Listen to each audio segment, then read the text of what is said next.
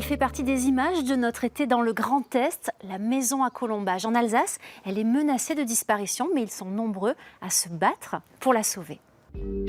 Voici nos guides du jour. Frédéric Cunet, il a restauré lui-même sa belle maison à colombage. À 18 ans, Hugo Di Giano ne rêve que d'une chose, avoir un jour sa maison. Enfin, Cédric Brenner est charpentier. Depuis 35 ans, il fait du neuf avec du vieux. Une petite porte, au fond d'un jardin. C'est là que commence l'histoire de Frédéric et sa maison, il y a 20 ans. Cette porte, il la pousse et il tombe là-dessus. Un corps de ferme entouré de 2 bâtisses, l'une du XVIIe, l'autre du XVIIIe. À l'époque, tout est en ruine. Moi, ce que je voyais dans la ruine, c'était le potentiel et la qualité architecturale et la qualité des matériaux aussi, parce que j'ai vu que les bâtiments, même si les toits étaient troués, s'il pleuvait dedans, je voyais que les bâtiments étaient en chêne. J'ai trouvé un puits, j'ai trouvé des vieilles cuisines paysannes. Il y avait encore vraiment plein d'éléments, et en plus j'ai senti une âme. Enfin, j'ai senti que cette maison, elle était pour moi. Une âme que Frédéric va s'échiner à ressusciter. Il arbore le jardin, l'ouvre sur les champs. Il épure les murs pour laisser apparaître le matériau brut, la pierre, le bois des colombages. Une maison alsacienne, c'est envoûtant par le fait qu'on a des poutres tordues, elle penche, on a l'impression à tout moment qu'elle va s'effondrer. Or, ça fait des siècles qu'elle tient en place, et je pense qu'effectivement, ces maisons, elles respirent l'authenticité. Elles sont humbles, parce que c'est une maison paysanne qui, au final, n'a pas d'opulence particulière par l'aspect extérieur. On vit différemment dans une maison comme ça. Mais des maisons comme ça, avec ces colombages horizontaux et en biais, il y en a de moins en moins en Alsace.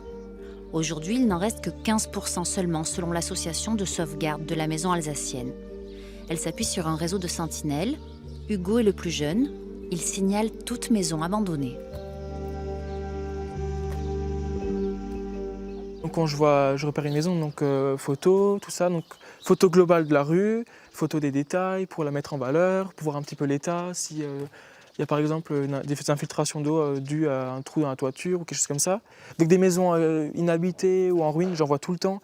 Mais je passe à un endroit, je dis « Ah, cette maison, j'ai pas le temps de m'arrêter. » Vraiment, je dis « Je repasserai. » Et quand je repasse, elle n'est plus là, c'est déjà arrivé. Là. Le phénomène a démarré après-guerre. La maison alsacienne était déconsidérée, jugée ringarde. Beaucoup les ont détruites pour reconstruire en dur, signe d'un meilleur niveau social. Aujourd'hui, la menace s'accentue. Depuis 5-6 ans, on a un regain de démolition incroyable. Alors, ça vient parce que tout le monde rêve d'un cube en béton, sans toit. C'est vraiment des effets de mode. Et on les accuse de tous les maux d'ailleurs, ces maisons-là. D'être trop sombres, trop basses, trop chères à restaurer. En gros, pour les démolir plus vite ou pour ne pas se trouver de raison de les restaurer, eh ben, on les accuse de tous les maux.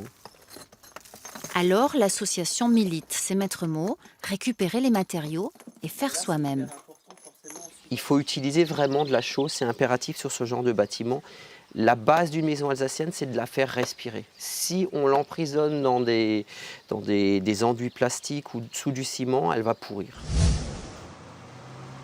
Un énorme tas de poutres qui débordent du hangar, elles viennent des 4 coins de l'Alsace.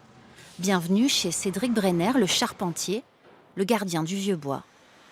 De ces morceaux de maison démontés, il va faire de nouvelles constructions. Ça, c'est par exemple un colombage qui a été refait. Donc on voit tous les tenons sont refaits. Donc ils sont rechevillés. On recheville aussi avec. Donc il y aura des chevilles en bois. Et c'est ça qui va assurer la liaison. Mais en même temps, c'est bien fixé ensemble, mais ça permet aussi à la structure de bouger. Et c'est ce qu'on dit, c'est les meilleurs contre les secousses sismiques. Ces maisons en colombage, elles peuvent bouger dans tous les sens, mais elles ne vont pas casser. Solide, écologique la maison à colombage, mais si elle a tendance à disparaître, c'est parce qu'une fausse idée lui colle à la peau. Souvent on dit oh, ça va coûter 2 fois plus cher qu'une maison neuve, c'est pas vrai du tout. Si vous gardez les choses, si vous gardez le torchis, vous gardez une maison qui n'est plus tout à fait droite, avec un peu des faux niveaux, des choses comme ça, si vous la gardez plus ou moins comme elle est, eh ben, elle ne vous coûtera pas cher du tout. En plus, si vous faites vous-même, ça vous coûtera beaucoup moins cher qu'une maison neuve. C'est impossible que ça coûte plus cher ou aussi cher, ça c'est pas possible. Et le voilà, le secret de ces maisons alsaciennes. Elles veulent garder leurs bosses, leurs creux, leurs tuiles anciennes. Il faut les laisser bouger, respirer, pour qu'elles restent parmi les cartes postales de l'Alsace.